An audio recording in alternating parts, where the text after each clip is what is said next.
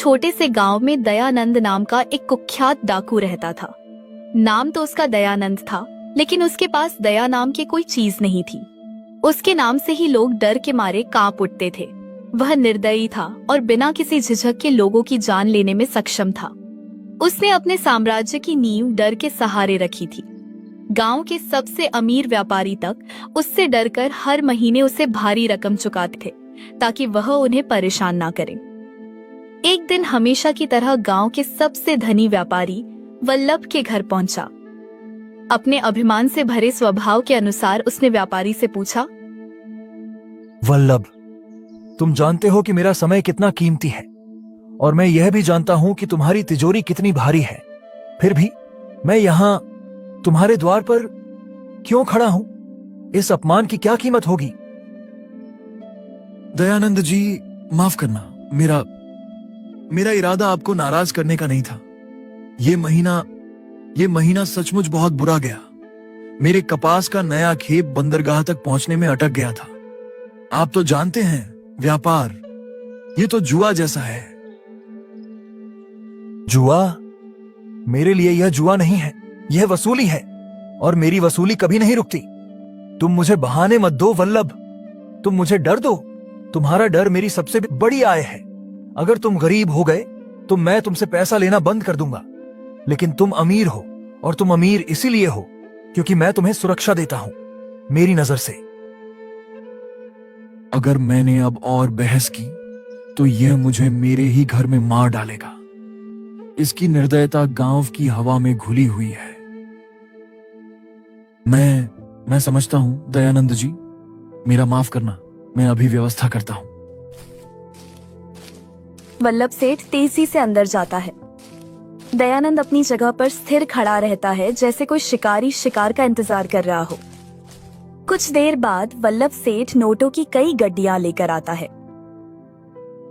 ये लीजिए, ये तयशुदा हिस्सा है, और विलंब के लिए 2 गुना जुर्माना। मेरा वादा है, भविष्य में तारीख से पहले ही रकम आपके आदमी तक पहुंच जाएगी। 2 गुना? यह अच्छा है, तुमने अपनी समझदारी दिखाई। लेकिन याद रखना, यह पैसा मेरे पास सिर्फ दौलत बनकर नहीं आता, यह मेरी ताकत का प्रमाण है। जब तक तुम मुझे यह देते रहोगे तब तक तुम सुरक्षित हो। जिस दिन तुम्हारा डर खत्म हुआ, उस दिन तुम्हारा वजूद खत्म हो जाएगा। मेरा नाम ही मेरा कानून है, और मेरा कानून है, डर ही सबसे बड़ा हथियार होता है। दयानंद पैसे लेकर अकड़ता हुआ चला जाता है। वल्लभ सेठ द्वार बंद करके वहीं जमीन पर बैठ जाता है। दयानंद का घर एक किले जैसा है, जिसकी दीवारों पर वर्षों से लूटी गई प्राचीन तलवारें और बंदूकें टंगी हैं। दयानंद अपने सोने के ढेर के पास बैठा है। अमरेश अपने पिता से शारीरिक रूप से मजबूत दिखना शुरू हो गया है, पर उसकी आंखों में गहरी उदासी है।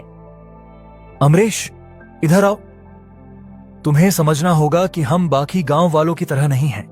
हम शासक हैं। पिताजी, हम शासक नहीं हैं, हम डाकू हैं। जुबान संभालकर बात करो। यह सिर्फ डाकाजनी नहीं है, यह दयानंदी परंपरा है। हमारे परदादा ने इसकी शुरुआत की। तुम्हारे दादा ने इसे ऊंचाई दी, और अब तुम इसे आगे बढ़ाओगे। तुम समझते क्यों नहीं कि यह तुम्हारी नियति है? मुझे यह नियति पसंद नहीं है। पिताजी, आप मुझे तलवार चलाना, लोगों को धमकाना और रात के अंधेरे में दीवारें फांदना सिखा रहे हैं। मैं दिन के उजाले में काम करना चाहता हूं। दिन का उजाला? दिन का उजाला गरीबों के लिए है जो पसीना बहाते हैं। हम वो हैं जो रातों रात मेहनत का फल बटोरते हैं। तुम्हें पता है, तुम्हारे दादाजी ने एक बार। दयानंद एक पुरानी कहानी सुनाने लगता है, जो 10 मिनट तक चलती है, जिसमें क्रूरता और बहादुरी का मिश्रण है। तो देखा तुमने, डर ही तुम्हारी शक्ति है। जब तुम किसी की आंखों में देखते हो और उसे एहसास कराते हो कि तुम उसकी जान लेने में सक्षम हो, तभी तुम्हें असली ताकत मिलती है। यह सिर्फ पैसा नहीं है, यह वर्चस्व बनाए रखने के लिए है। इनकी ताकत इस सोने में नहीं, इनके भ्रम में है। ये कभी नहीं बदलेंगे जब तक इन्हें इनकी अपनी दवा न दी जाए। पिताजी, मुझे अब और चोरी करने का कोई कारण नहीं दिखता।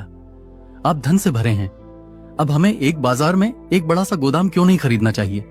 हम अनाज खरीद कर बेच सकते हैं, एक वैध व्यापारी बन सकते हैं। वैध व्यापारी? क्या तुम मुझे मजाक कर रहे हो?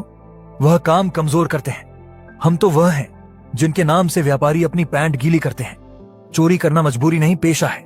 यह सिर्फ पेट भरने के लिए नहीं किया जाता, यह रुतबा बनाए रखने के लिए किया जाता है।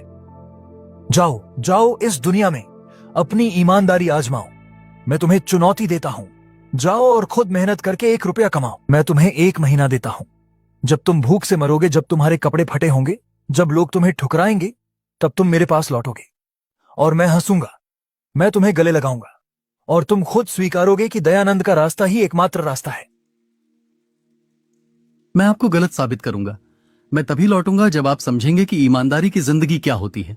अमरीश कुछ नहीं कहता, बस एक झोला लेकर रात के अंधेरे में घर छोड़कर चला जाता है। दयानंद उसकी पीठ देखकर एक जोरदार घमंडी हंसी हंसता है। अमरीश अगले कई दिनों तक गांव में घूमता है। उसके शरीर की बनावट बताती है कि वह बलवान है, लेकिन उसके चेहरे पर उसके पिता की पहचान का कलंक साफ झलकता है। माँ जी, मैं बहुत मेहनत कर सकता हूँ। क्या आप मुझे दूध के बर्तन पहुंचाने के काम पर रख सकती हैं? मैं सुबह जल्दी उठ सकता हूँ। हे राम, तुम उस डाकू दयानंद के बेटे हो। हाँ हूं, लेकिन मैं उसके जैसा नहीं हूं। मैं काम करना चाहता हूं। तुम डाकू के बेटे हो। अगर मैंने तुम्हें काम दिया और तुमने मेरी दुकान लूट ली तो? या दयानंद को पता चला कि तुम मेरे लिए काम कर रहे हो तो वह मुझे ही मार डालेगा। मेरे घर में 5 बच्चे हैं।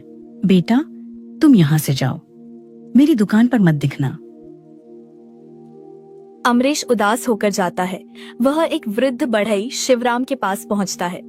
दादाजी, मुझे लकड़ी का काम सिखा दीजिए। मैं बिना वेतन के काम करूंगा, बस मुझे सिखा दीजिए।